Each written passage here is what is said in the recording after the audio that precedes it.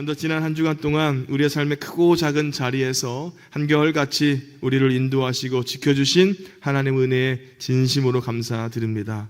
때로는 힘겨웠던 순간들이 있었을 거 아니에요. 그리고 어려웠던 순간들도, 생각하고 싶지 않은 그런 절망의 순간들도 있지 않았겠습니까? 그런데요, 여기까지 인도하신 주님의 손길이 분명히 있다는 것을 믿고 하나님께 감사할 수 있기를 주님의 이름으로 축복합니다. 이렇게 다시 한번 저를 따라서 고백해 보겠습니다. 하나님 참 감사합니다. 아멘. 지난주 우리가 추수감사절을 지내지 않았습니까? 근데 그 감사가요, 단 하루의 절기로 끝나는 것이 아니라 우리의 매일의 삶에 뿌리 내린 진정한 감사가 되기를 주님의 이름으로 축복합니다. 그리고 오늘 이 자리에 우리가 모인 이유는 단순히 우리가 받은 복을 세어보기 위함이 아니라 이 예배를 통해, 주시는 말씀을 통해 참된 복의 근원이 누구인지를 깨닫고 다시 한번 새롭게 시작될 하나님의 말씀과 은혜를 받고자 함인 줄로 믿습니다. 하나님께 받은 영적인 힘으로요, 말씀의 힘으로 세상을 이기고 승리할 힘을 얻기를 주님의 이름으로 축복합니다.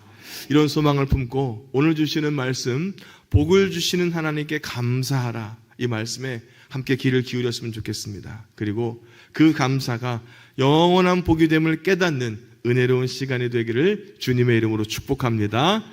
먼저 우리가 오늘 말씀을 통해 하나님께서 우리를 불러주셔서 복을 주시는 이유가 무엇인지 들을 수가 있는데요.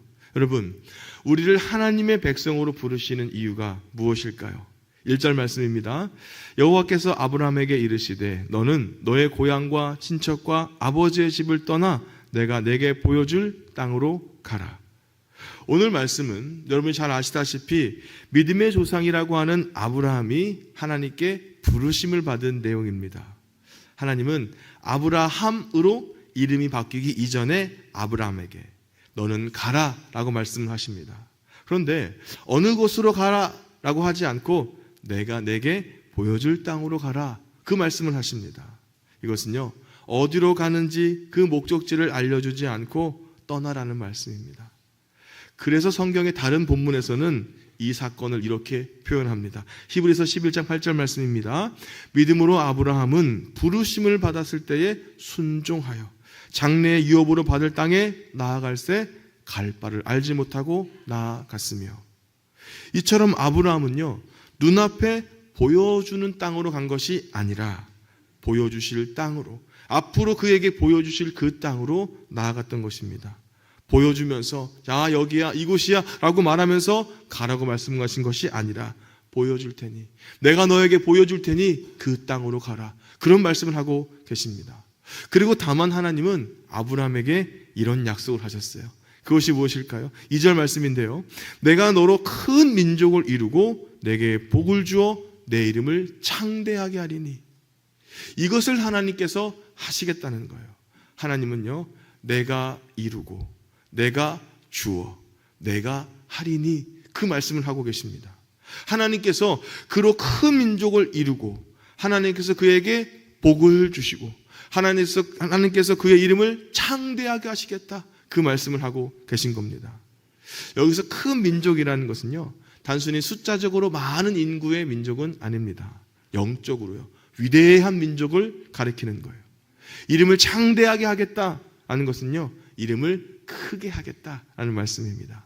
창대하다, 커지다는 거고요, 유명해지다는 거고요, 큰 것을 만들다라는 뜻입니다. 이것은 아브라함을 유명하게 만들어 주겠다는 말씀입니다. 결국 높은 아버지라는 뜻의 아브람, 하지만 열국의 아버지, 즉 많은 나라의 아버지라는 뜻의 아브라함이 되지 않았습니까? 선지자, 하나님의 방백, 여호와의 종, 하나님의 벗이라는 이야기를 아브라함이 들었습니다. 이처럼 아브라함은요, 창대하게 되었습니다. 그리고 여기에 오늘 우리가 말씀에서 기억해야 될 첫 번째 내용이 있는데요, 누가 우리를 복이 되게 하실까라는 질문입니다. 사랑하는 여러분, 하나님께서 오늘 우리를 복이 되게 하심을 믿으시길 주의 이름으로 축복합니다. 우리는 하나님이 우리를 복되게 하신다는 것을 믿는 사람들이 아닙니까? 우리는 내 자신이 무엇을 하려고 하기에 앞서서 우리를 위한 하나님의 복된 계획을 믿어야 되는 사람들입니다. 신앙은요, 내가 하나님을 위해서 무엇을 할까 라는 것에서 출발하는 것이 아닙니다. 신앙은 하나님께서, 그분께서 나를 위해서 무엇을 하실까라고 하는 믿음에서 시작하는 겁니다. 그런데 하나님께서 하신다, 이것을 믿는다는 말이 오히려 우리가 아무것도 하지 않고 아무런 계획도 세우지 않고 어떤 행동도 하지 않는다, 그런 말은 아닙니다. 오히려 하나님께서 나에게 주실 위대한 일들을 바라보면서 그 그릇에 합당한 사람으로 준비되는 것이 오늘 우리가 해야 할 일입니다. 하나님께서 사용하실 만한 그런 그릇이 되어야 한다는 겁니다. 그런데요, 그 그릇을 사용하여 일을 이루시는 분, 오늘 우리를 사용해서 위대한 계획을 이루시는 분은 바로 하나님이시라는 것, 이것을 여러분 꼭 기억하시길 주의 이름으로 축복합니다. 왜냐면요, 이런 믿음이 없으면요, 하나님이 우리에게 하시겠다고 하는데 내가 하겠다고 교만할 수 있어요. 하나님 우리에게 큰 일을 이루겠다고 하시는데 저는 하나님 할 수 없어요 라고 실망할 수 있습니다. 그래서 우리는 하나님이 하실 위대한 일을 위해서 준비하고 기도하고 하나님 앞에 준비된 그릇으로 세워져 질 줄로 믿습니다. 여러분 혹시 인기 있는 드라마나 쇼 프로그램을 무엇으로 봅니까? 거실과 안방에 있는 텔레비전으로 보지 않습니까? 텔레비전에서 텔레는요, 멀리 떨어져 있다는 뜻입니다. 비전은 본다는 뜻이에요. 그러니까 텔레비전은 멀리 떨어져 있는 것을 본다라는 뜻입니다. 스마트폰으로 보는 유튜브 영상도 사실 작은 텔레비전이에요. 전화를 뭐라고 할까요? 전화를 텔레폰이라고 합니다. 여기서 폰은 소리라는 뜻이니까 멀리 있는 소리를 듣는 게 텔레폰입니다. 우리는요, 텔레비전을 가져야 됩니다. 우리는 멀리 있는 것을 바라보는 삶이 되어야 될 줄로 믿습니다. 집집마다 텔레비전을 틀어놓고 스마트폰으로 유튜브 영상을 보면서도 하나님께서 우리에게 이루어주기를 원하시는 것을 보지 못한다면 그것은요, 멀리 보는 게 아닙니다. 우리를 부르셔서 하나님의 일을 이루시려는 하나님의 비전을 보아야 됩니다. 무엇으로요? 믿음으로요. 그리고 우리는 텔레폰을 들어야 됩니다. 우리는 멀리서 들려오는 소리를 들어야 됩니다. 텔레폰, 전화를 노상 그냥 붙들고 살면서도 정작 하나님의 음성을 듣지 못한다면 멀리서 오는 소리를 듣지 못하는 거예요. 우리는 말씀을 통해서 오늘 나에게 주시는 감동을 통해서 주시는 하나님의 음성을 들어야 되는 사람들이 될 줄로 믿습니다. 얼마나 떨어져 있느냐가 중요한 게 아니에요. 언제 이루실 것인가 라고 하는 시간이 중요한 것도 아니에요. 이것은 하나님께서 나에게 이루어 주실 것을 바라보는 믿음의 문제입니다. 아브라함이요, 믿고 나아갔던 것처럼 우리는 시간과 공간을 뛰어넘어서 하나님께서 하실 일을 보고 듣는 사람이 되어야 될 줄로 믿습니다. 그래서 예배가 중요합니다. 예배의 시간은 하나님이 이루실 것을 보는 시간이고요, 하나님이 나에게 주시는 음성을 듣는 시간이기 때문입니다. 오늘 말씀을 통해서, 이 예배의 시간을 통해서 하나님의 비전을 바라보고 하나님의 음성을 들을 수 있는 여러분이 되길 주의 이름으로 축복합니다. 아브라함은요, 하나님께서 아브라함에게 뭐라고 말씀하시냐면요, 내가 너로 큰 민족을 이루고 내게 복을 주어 내 이름을 창대하게 하겠다, 그 말씀을 하셨습니다. 이것을 한마디로 표현하자면 무슨 말이 될까요? 2절 후반절 말씀 보니까요, 너는 복이 될지라. 아멘. 따라하겠습니다. 너는 복이 될지라. 이 말씀을 하시는 겁니다. 하나님께서 아브라함을 큰 민족이 되게 하고 그에게 복을 주셔서 그가 크게 이름을 떨치겠다고 말씀하시는데 이것을 한마디로 그를 복이 되게 하신다라는 말씀입니다. 예전 성경에는 복의 근원이 되게 하겠다라는 말씀으로 번역이 됐는데 요즘 성경은 복이 되게 하겠다라는 말씀으로 번역이 되었습니다. 이 말은요, 아브라함이 복 그 자체가 된다는 말씀입니다. 우리식으로 말하자면 뭐가 될까요? 복덩어리. 따라하겠습니다. 복덩어리. 복덩어리가 되게 하신다는 말씀이에요. 아브라함이 복덩어리, 복 그 자체가 되면 어떤 일이 일어나게 될까요? 3절 전반전 말씀 보니까요, 너를 축복하는 자에게는 내가 복을 내리고 너를 저주하는 자에게는 내가 저주하리니. 아브라함을 축복하는 사람에게 하나님께서 복을 내려주시고요, 아브라함을 저주하는 사람에게 하나님이 저주하시겠다는 말이에요. 아브라함이 복덩어리가 된다는 말은 아브라함을 가까이 하는 사람은 복을 받고 아브라함을 멀리하는 사람은 그 반대가 된다는 말이 아니겠습니까? 향기로운 꽃을 가까이 하는 사람에게는 향기가 납니다. 멀리하는 사람에게는 향기가 나지 않아요. 아브라함이 받게 될 복은 단순히 아브라함 한 사람에게서 그치는 것이 아니라는 말씀이에요. 아브라함이 받게 될 복은 그의 자손과 그를 아는 모든 사람에게 복이 된다는 말씀입니다. 이것은요, 하나님이 아브라함과 너무나 각별한 관계가 되시겠다는 말씀이 아닙니까? 아브라함을 축복하는 사람에게는 하나님께서 복을 주시고, 아브라함을 저주하는 사람에게는 하나님께서 저주하시겠다는 겁니다. 그러니 아브라함이요, 뭐가 되는 거예요? 복덩어리가 된 겁니다. 여기에서 오늘 말씀에서 우리가 기억해야 될 두 번째 내용이 있는데요, 하나님은요, 오늘 저와 여러분을 복덩어리가 되게 하실 줄로 믿습니다. 복덩어리를 잘 이해하기 위해서 반대의 경우를 생각해 보겠습니다. 여기에요, 숯덩어리가 있다고 생각해 보십시오. 숯덩어리를 가까이 하는 사람은 어떻게 됩니까? 숯이 막 묻게 되잖아요. 검게 됩니다. 이걸 멀리하는 사람은 깨끗하겠죠. 조금 더럽지만 똥덩어리가 있다고 생각해 보십시오. 이걸 가까이 하는 사람에게는 뭔 냄새가 나요? 그 냄새가 나는 겁니다. 멀리하는 사람에게는 냄새가 안 나는 겁니다. 여기 여러분 앞에 똥덩어리가 있다면 여러분 어떻게 하시겠습니까? 그것을 가까이 하시겠습니까? 멀리 하시겠습니까? 깨끗이 치우시기를 주의 이름으로 축복합니다. 자, 구약 성경에서 대표적인 복덩어리가 누굴까요? 요셉이 아닙니까? 요셉이 형들의 미움을 받아서 멀리 이집트로 팔려가게 됐습니다. 그는 이집트 왕 바로의 경호대장 보디발의 노예가 됐어요. 요셉을 산 보디발이 처음에는 그를 여러 노예 중에 하나로 생각을 했겠죠. 그런데 시간이 지나면서요, 하나님께서 요셉과 함께 계시며 요셉이 하는 일마다 다 잘 되도록 돌봐주시는구나, 그걸 깨닫게 되었습니다. 그래서 창세기 39장 3절에 보면 그의 주인이 여호와께서 그와 함께 하심을 보며 또 여호와께서 그의 범사에 형통하게 하심을 보았더라.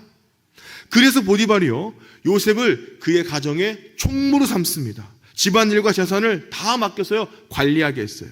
그런데 요셉이 집안일과 재산을 관리한 그때부터 하나님께서 더 복을 주시는 겁니다. 그의 집에 복이 충만하게 하셨어요.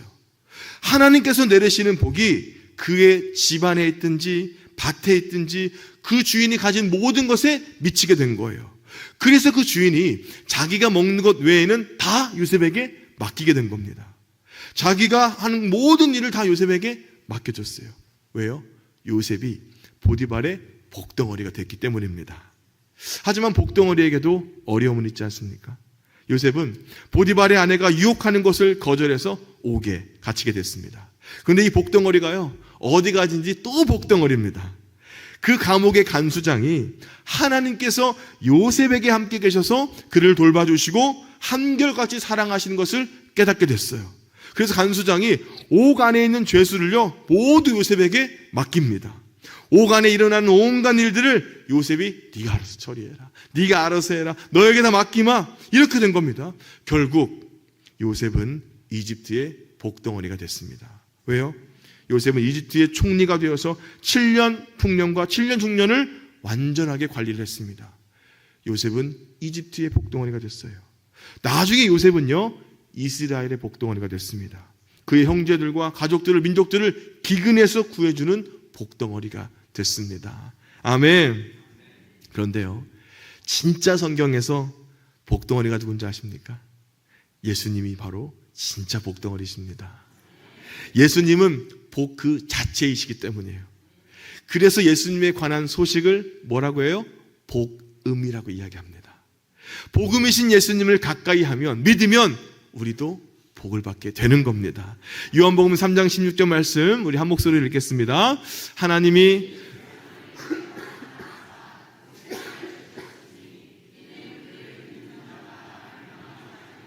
영생을 얻게 하려 하심이라. 아멘. 예수님을 가까이 하면요 영원한 생명을 얻습니다. 이거보다도 복이 어디 있겠습니까, 여러분? 그 이름을 믿기만 하면 하나님의 자녀가 되는 복을 받게 되는 거예요. 세상에 이런 복덩어리가 어디 있겠습니까? 예수님은 온 세상을 위한, 오늘 저와 여러분을 위한 복덩어리가 되십니다. 그런데요, 이런 복덩어리를 멀리하면 어떻게 되겠습니까?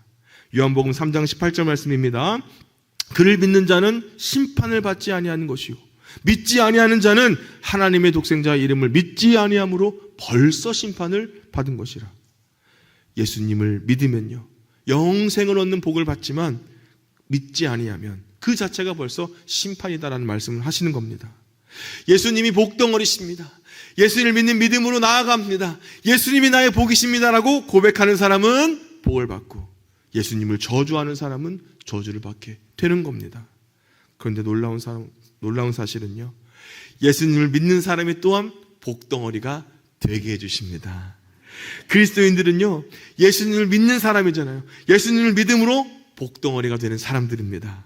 예수님은 제자들을 세상에 보내시면서 그들을 받아들이는 사람의 집에는 평안이 임할 것이라고 말씀하셨는데 받아들이지 않는 사람에게는 이런 말씀을 하십니다. 마태복음 10장 14절입니다. 누구든지 너희를 영접하지도 아니하고 너희 말을 듣지도 아니하거든 그 집에나 성에서 나가 너의 발에 먼지를 떨어 버리라.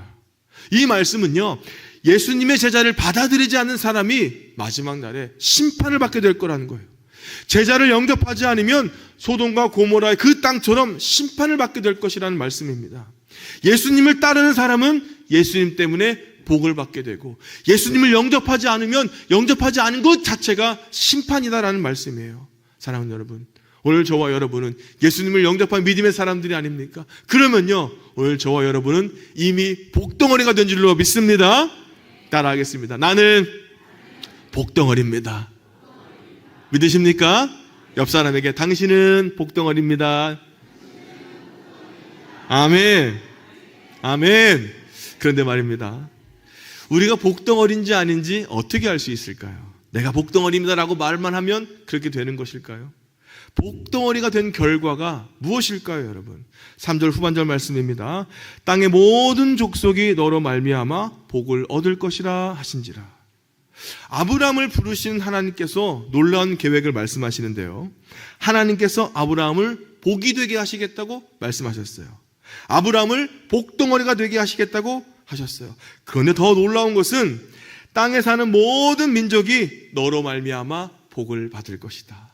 세상 사람들이 다 네 덕을 볼 것이다. 그런 말씀을 하고 계시는 겁니다. 세상 모든 사람에게 복을 끼치는 사람, 그 사람이 되게 하신다. 그 말씀입니다. 이것이 하나님의 위대한 계획이에요. 오늘 저와 여러분을 세상 가운데 복의 영향력을 발휘하는 믿음의 사람으로 부르시는 것, 그것이 바로 하나님의 위대한 계획인 줄로 믿습니다. 여기서 세 번째 우리가 기억해야 될 내용이 있는데요. 하나님께서 과연 믿는 우리들을 어떤 사람으로 부르시는가 하는 겁니다. 사랑하는 여러분, 하나님은요 우리를 통해 많은 사람이 복을 얻게 하실 줄로 믿습니다. 어떤 사람이 복덩어리인가, 어떤 사람이 복덩어리가 아닌가 아는 것을 가장 쉽게 발견하는 방법이 있습니다. 그것은요 그 사람을 가까이 하는 다른 사람이 복을 받으면 그 사람은 복덩어리입니다. 그런데요 그 사람을 가까이 하는 사람이 손해를 입는다면 그 사람은 복덩어리가 아니에요. 우리를 가까이 하는 사람에게 하나님께서 복을 주시고 우리를 멀리하는 사람에게 하나님이 저주하시면요 우리는 틀림없이 복덩어리입니다. 그런데요 나를 가까이 하는 사람마다 문제가 생기고요 나를 사람들이 멀리한다고 생각해 보십시오. 그것은요 복덩어리가 아닐 수 있는 가능성이 매우 높습니다. 사랑하는 여러분, 우리가 어떤 사람이 되어야 됩니까? 우리가 복덩어리가 되어야 될 줄로 믿습니다. 요셉처럼요 자신을 가까이 하는 사람마다 복을 받게 되는 복덩어리가 되시길 주의 이름으로 축복합니다. 몇 년 전에 어떤 선배 목사님과 이야기하다가 그 목사님이 자꾸 자신이 다니는 교회에 장로들을 욕하고요 성도들을 욕하는 거예요. 처음부터 끝까지 그냥 교회 욕을 얼마나 하는지, 성도들 한 사람 한 사람에 대해서 이 사람은 이게 문제고 저 사람은 이게 문제고, 제가 듣기에도 참 많이 불편하더라고요. 또 이런 말을 하시는 거예요. 누구는 자기에게 어떻게 했는데 길을 가다 교통사고를 당했고, 누구는 자기에게 이런 말을 했는데 그 사람이 병에 걸렸고, 누구는 자기에게 어떻게 했는데 안 좋은 일이 일어났고, 한마디로 자기를 만난 사람이 다 저주를 받았다는 거예요. 그래서 제가 이런 생각이 들었어요. 아니 목사님을 만난 사람이 다 잘못되고 저주를 받으면 목사님이 복덩어리가 아니라 저주덩어리가 아닌가요? 목사님 때문이 아니에요? 라는 말을 못하고 앞으로는 목사님을 만나는 사람이 저주가 아니라 복을 받기를 바랍니다. 그 말씀을 해드린 적이 있어요. 여러분, 여전히 다른 사람들, 여전히 성도들 욕을 하고 다니는 그 목사님 바라보면서 참 마음이 아프더라고요. 그 후로요, 저의 기도 제목이 바뀌게 됐습니다. 저를 만나는 모든 사람이 복을 받게 주시옵소서. 회복되고요, 치유되고 소망을 얻기를 주님 간절히 구합니다. 제가 복덩어리가 되기를 주님 원합니다. 그렇게 기도하게 되더라고요. 우리 교회도요, 담임 목사를 통해서 우리 교회 모든 성도들이 복을 받기를 주님의 이름으로 축복합니다. 축복합니다. 사람들은요, 내가 만나서 좋은 사람을 만나려고 해요. 우리는 만나고 싶지 않은 사람이 아니라 만나고 싶은 사람이 되어야 되지 않겠습니까? 우리는 피하고 싶은 이름이 아니라 가까이 두고 부르는 이름이 되어야 되지 않겠습니까? 우리는 부르고 싶지 않은 이름이 아니라 부르고 싶은 이름이 되어야 될 줄로 믿습니다. 우리는요, 복의 통로가 되어야 됩니다. 성경은요, 이미 예수 그리스도를 믿는 저와 여러분이 이미 복덩어리가 되었다고 말씀해 주십니다.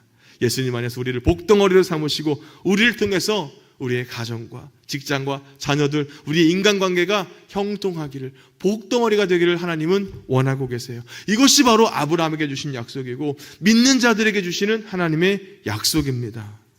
그런데요, 예수님을 믿는 사람이 복덩어리로 드러나는 데에는 시간이 필요할 때가 있더라고요. 우리나라에 처음 복음이 들어왔을 때 생각해 보십시오. 예수님 믿으면 집안 망한다고, 집안 말아먹을 누구라고 손가락질을 하지 않았습니까?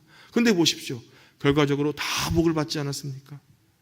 요즘 성도들의 가정에 신방을 하면서 계속해서 담임 목사의 마음에 담아지는 것이 있습니다. 그것은 우리 성도님들이 그래도 복덩어리시구나. 시작은 너무나 힘들었고 외로웠고 그 인내의 과정이 많이 힘들었지만 그래도 하나님께서 우리 성도님들에게 복을 주셔서 그래도 여기까지 올 수 있었구나. 그래서 감사하게 되더라고요.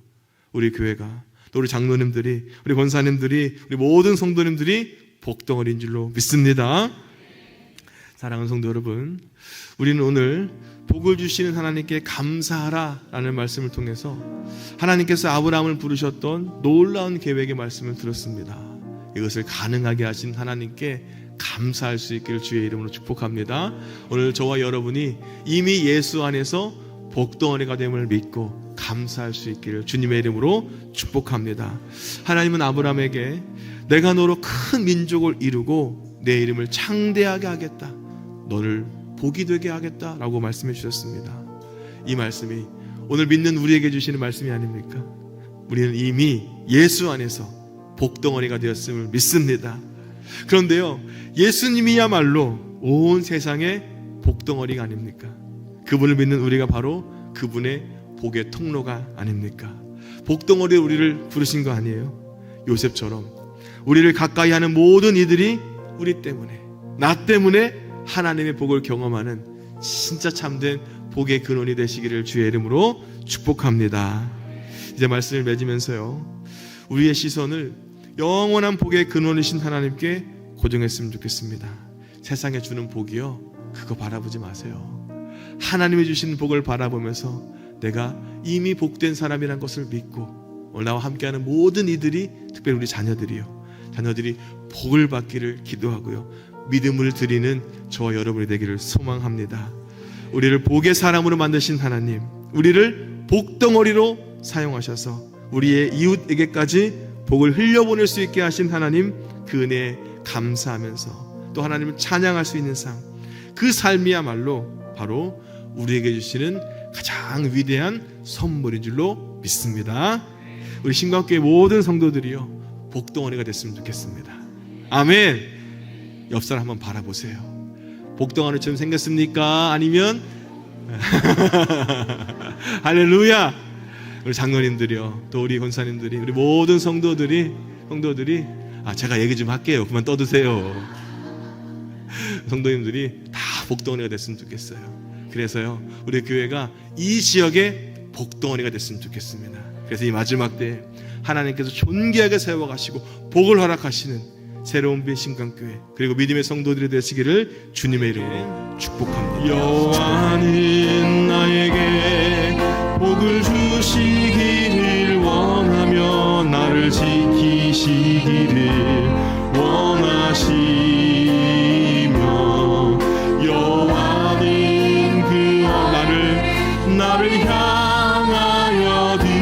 감사 은혜와 평강 주시기 원하 나를 보배롭고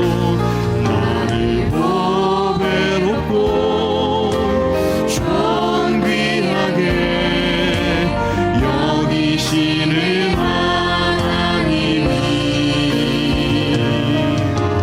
내 삶 속에서 이 약속을 신실하게 이루시리 땅에 기름진 것으로 하늘에 신령한 것으로 나를 복주시고 지키실 하나님이 나의 영혼 잘되도록 나의 영혼 잘되도록 은혜 베푸시며 평강으로 인도하 나를 보배롭고 존귀하게 여기시는 하나님 내 삶 속에서 이 약속을 신실하게 이루시리 아멘 땅에 기름진 것으로 하늘에 신령한 것으로 너를 복주시고 지키신 하나님이 나의 영혼 잘되도록 은혜 베푸시며 평강으로 인도하시니 사랑하는 성도 여러분 오늘 하나님은 우리를 예수 그리스도 안에서 복덩어리로 삼으시기를 원하십니다. 그래서요